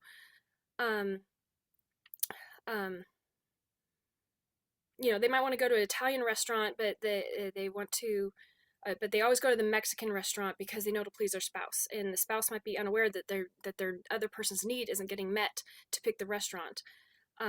So the people pleaser is actually being inauthentic and lying, and it's intentional. They're not stating their desire, and resentment might build up, and they might blow up later. Anyhow, so people pleasers are actually in a way being abusive by accident. It's like a non-hurting type of abuse, but emotionally can hurt. If we don't and the last thing I want to say is, if we don't love ourselves, we can technically love another person, but we will be such a burden to them because we're requiring them to meet more of our needs, more than normal, that we might drive them away from us. But I do think it is possible to love somebody even if we don't love ourselves. I'm done. Great, thanks, Darlene. I agree with you in the last point, and that's why I was sort of hedging my conversation. I would argue that transparent communication about who we are and what we believe is important. That's why it's part of the second intention, as is listening to other people with an open mind. So I would argue that people pleasers should make an effort to transparently communicate who they are and what they believe, to have better communication with their significant others. I think that a lot of people say, I am X and therefore I don't need to do Y. And I would argue that open, honest communication is beneficial for everybody. And so I want to encourage everyone to practice that, because it usually ends up in more positive outcomes. Even if it seems like a negative outcome in the short term, it's a more positive long-term outcome. And that said, I want to let Jenny go. Go ahead. They have to practice that for a whole year before they could do it, though. Yeah, and that's part of what relationships are about, is like accepting someone for who they are and helping them be the best version of themselves, which means helping them practice open, honest communication, right? So it's getting someone to the place that they want to be rather than the place that they are, accepting them for where they are and getting them to where they want to be. That said, I want to let Jenny go, and yeah, we're at a little bit after 9 o'clock, so we're gonna stop taking questions now. I'm gonna let the people with hands up go, but try to keep the comments a little bit shorter if you don't mind. But go ahead, Jenny, because you haven't spoken yet. Yeah, you can blink your eye. Mine is so short. Make him blink your eye. I just wanted to ask you, which Shakespeare's play did you quote that from just That's now? Hamlet. Yeah, that's Hamlet. Yeah. Oh, Hamlet. Oh, My okay. favorite. Yeah. Can you quote it one more time, please? It's, give me the man that is not passion's slave, and I will wear him in my heart's core. Okay, thank you. I'll post the core article where I found the specific quote in the chat. So Ellis, did you have something you wanted to say? Yes, I did. We're just winding down now. So in the chat, I put the link for our Discord community. We can continue discussing there, and also the link for our meetup and other contact information. Yeah, and Ken's been extremely patient, so I want to let him speak. Thank you, Ken, so much for being so patient. I really appreciate it. So go ahead. Yeah, thanks for the chance. This will sound a little bit weird at first, but I'll explain. I think it's possible to fall in love with an animal drive sometimes. For example, as a specific example, the reproductive drive and the drive for self-determination or autonomy, which exists in every animal species, bar none, including our species. And so for the people, and sometimes this bubbles up into considering our powerful brains and therefore mindedness compared to the other animals, bubbles up into religious ideas sometimes and other ideas. So on the reproductive drive, that's expressed in religion initially, well, not initially, but for example, Pythagoras in pre-Christian times came up with the idea that there was a spirit of life in the product of conception. And if you just change the word, one word a little bit, one way or the other, that rages across the land right now. Then there's another version. You went on mute, Ken. Yeah. Ken, you're on mute.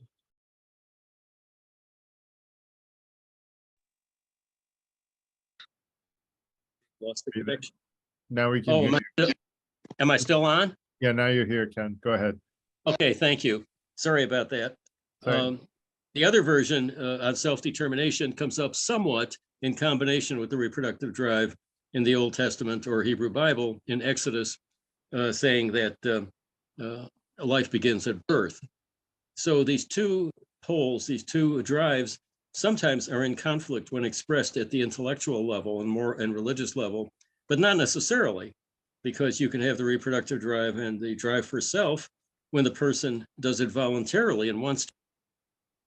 But we should be aware that sometimes, and then sometimes people are in self-love so much to such an extent they're narcissistic or worse, they just want to run over other people. So we should be aware, though, that sometimes people do fall in love with one or more of their different animal drives, which gets expressed then more intellectually because of our species, powerful brain and mindedness. So that's all I wanted to say. Yep, agree, Ken, and I would say that's a different definition of love than I was giving, but it is an equally valid one. They're just different definitions that people can decide for which one they want to strive for. And Brian, why don't you go ahead?